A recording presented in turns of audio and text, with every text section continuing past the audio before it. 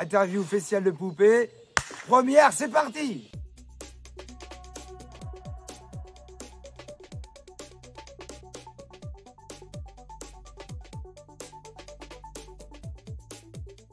Thomas Madron, directeur programmateur du festival de poupées. Donc voilà, c'est le table de verdure qu'on voit derrière nous. C'est un peu un festival unique à ce sens-là, parce que c'est un festival qui dure 3 semaines. C'est plutôt une salle de spectacle en plein air en réalité, entourée d'arbres. Et là, ici, chaque soir, jouent les 3-4 artistes, toujours un peu thématisés. C'est des thèmes très différents chaque soir. Donc voilà, c'est une programmation très éclectique et c'est pas pour faire bien dans le tableau, c'est qu'elle l'est vraiment. Et une particularité aussi dans un terrain un peu en pente, où les gens voient tous très bien. Et en fait, on met 4500 personnes par soir. Ça fait 100 000 festivaliers en 3 semaines qui passent à Poupées.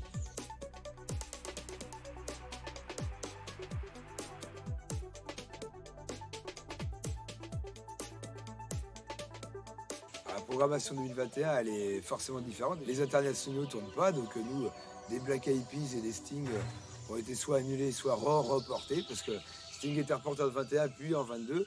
Donc ça va être un peu comme nos voisins des Francopholies, une édition française, franco-franco. Et donc ça, c'est déjà très nouveau pour le festival, parce que ça fait quelques années qu'on fait au moins 2-3 internationaux par an.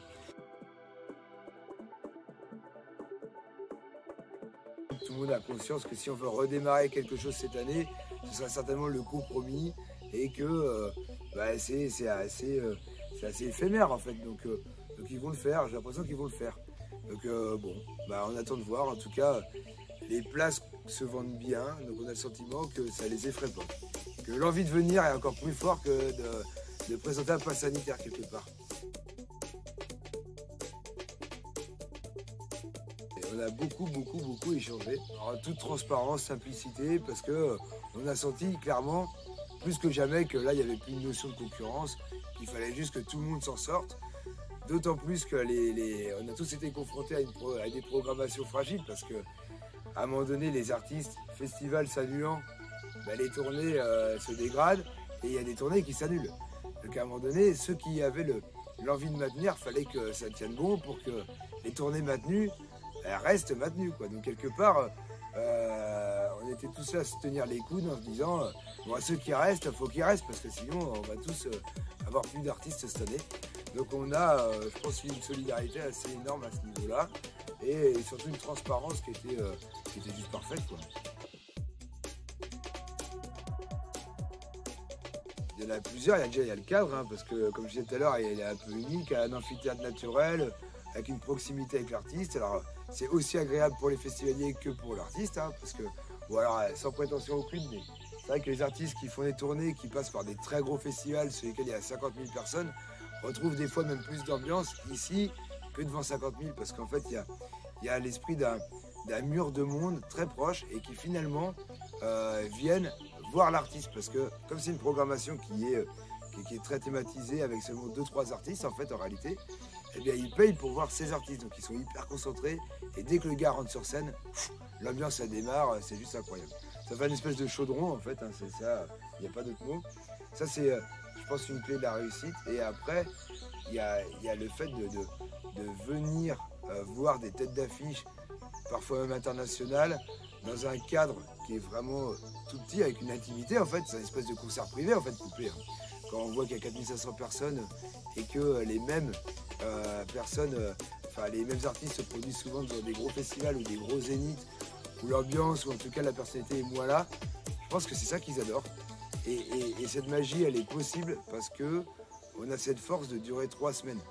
Donc en fait, on arrive à tirer parti de routing d'artistes qui passent dans les gros festivals, et nous on est sur la route et on dit à un mardi, à un mercredi, à un jeudi, on s'en fout, viens ici, et ils s'arrêtent. Parce que les productions commencent à nous connaître et finalement ils deviennent un peu nos ambassadeurs, toi.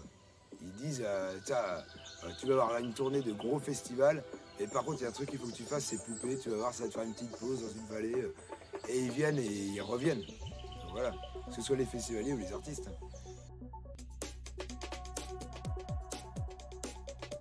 J'aime bien ton mot, la poupétisation des festivals, parce qu'en réalité, nous dans l'équipe, on dit ça aussi, que c'est que des mini-poupées, ou des poupées, parce que poupée c'est déjà mini en soi, mais qui se monte cette année. Alors, c'est normal parce que la jauge acceptable, elle est de 5000, c'est notre jauge habituelle.